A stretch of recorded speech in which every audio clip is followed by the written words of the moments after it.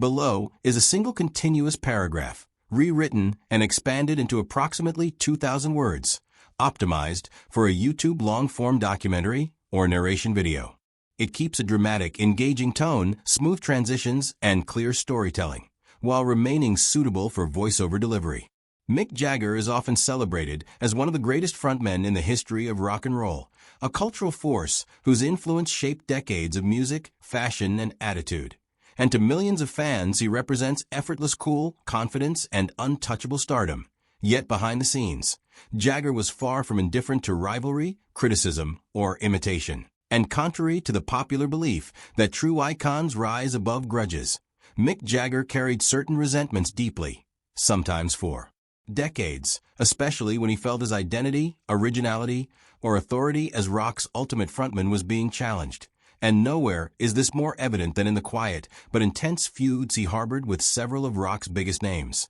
Beginning with Steven Tyler, a man many fans saw as a harmless homage to Jagger, but whom Mick himself viewed as an infuriating mirror image that refused to go away. When Aerosmith exploded in the mid-1970s, journalists repeatedly asked Mick whether Tyler reminded him of himself, a question that irritated him far more than he ever let on publicly, as people close to the Rolling Stones recall Mick rolling his eyes and muttering that Tyler wasn't inspired by him, but was outright copying him. And the tension reached a breaking point at a New York industry party in 1976 when Tyler, charismatic and flamboyant, approached Mick warmly, only for Jagger to coldly lean in and whisper that Tyler wasn't influenced by him but imitating him, a moment that reportedly froze the room in silence and marked the beginning of a lifelong chill between the two men, a resentment that only deepened as Aerosmith's fame grew and Tyler's on-stage swagger, screams, and movements continued to echo Jagger's own,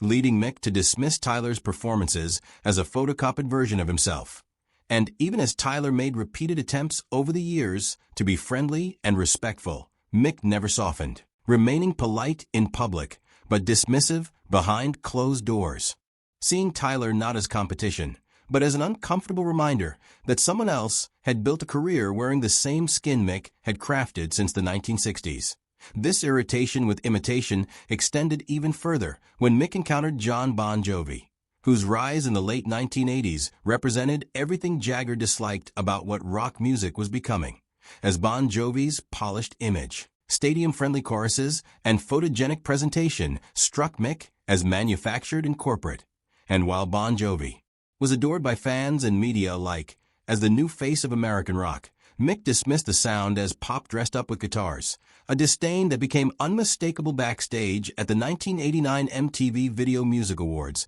when Bon Jovi approached Mick expecting a cordial greeting, only to be ignored completely, prompting Mick to later remark loudly to Ronnie Wood that he hadn't realized rock stars now came prepackaged, a cutting line that spread quickly through industry circles and cemented the rift, which only worsened when Bon Jovi's record-breaking tour numbers were discussed during early planning meetings for the Stones' Steel Wheels era, at which point Mick reportedly slammed a folder shut and declared he would rather quit than sound like that, making it clear there would be no stylistic compromise or admiration, a sentiment he later echoed publicly when he dismissed Bon Jovi's music as greeting card rock filled with sweet messages and simple riffs, and despite crossing paths over the years at elite industry events, including Clive Davis's pre-Grammy parties, the two men never reconciled, remaining on opposite sides of rooms, never exchanging words, and embodying two fundamentally incompatible visions of rock stardom.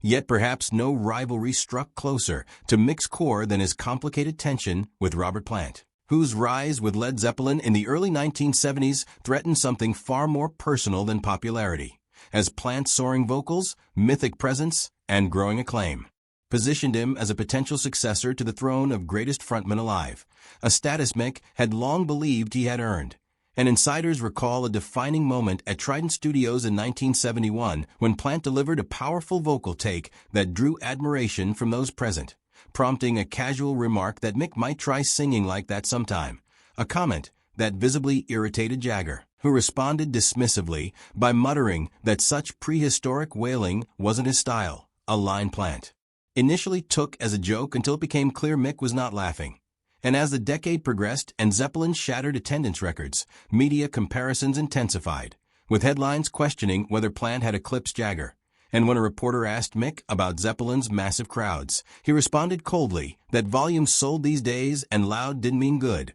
a remark that cut deeply even if Plant brushed it off publicly. And though time eventually dulled the sharpness of the feud, it never healed, leaving behind a relationship defined by polite nods, brief acknowledgments, and a permanent distance that reflected unresolved rivalry rather than mutual respect. The generational divide grew even sharper when punk rock emerged, bringing with it Joe Strummer, whose criticism struck Mick with unexpected force, as Strummer didn't just challenge the Stones musically, but attacked their authenticity, famously accusing them of being millionaire tax exiles pretending to be rebels, a line that reached Mick quickly and reportedly left him simmering with anger, folding the newspaper slowly and questioning who this boy thought he was. And when the two crossed paths backstage at the Rock Against Racism concert in 1978, Strummer attempted to introduce himself, only to be met with open contempt as Mick brushed past him after telling him to come back when he had a hit.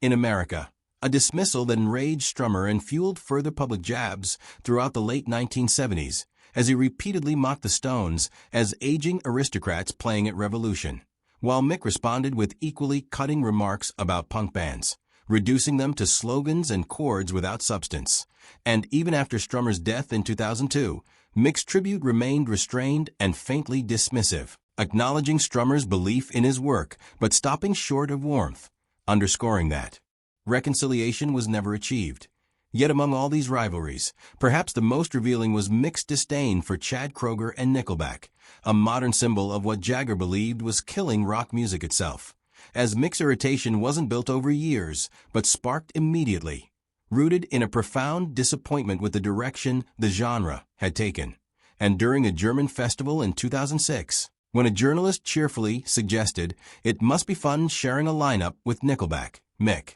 responded flatly that he didn't consider what they did to exist in the same universe, a polite phrasing that barely masked his contempt, which intensified in 2008 when Kroeger publicly cited the Rolling Stones as an influence, a statement that reportedly enraged Mick, who slammed the magazine shut and questioned influence of what, accusing the band of selling cliches. And from that point forward, Mick's criticism became increasingly open, culminating in interviews where he lamented that bands